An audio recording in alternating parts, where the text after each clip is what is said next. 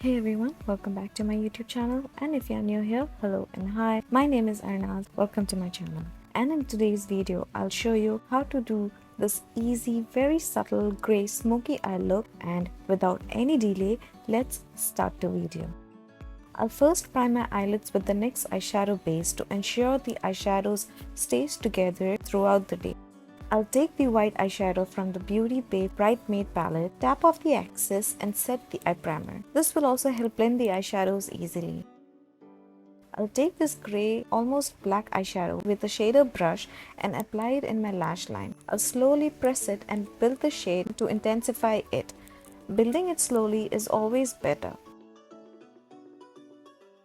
Next, I'll take this grey shade with a blending brush and blend it in the crease.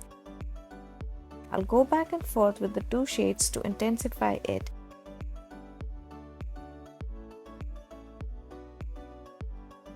Then I'll take this light grey shade with a large blending brush and blend out any harsh edges. With a short shader brush, I'll take these shades and apply it in my lower lash line. I'll diffuse the edges with the blending brush.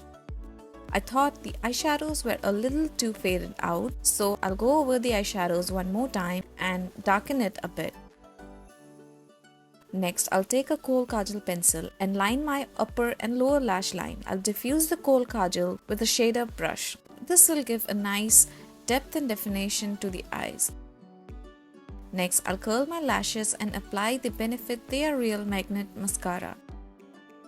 I'll highlight my inner corner and my brow bone with the Nude Stix Mehnetic Luminous eye color and blend it out with my finger for a subtle look. I'll apply some false lashes and line the lash line with a liquid eyeliner.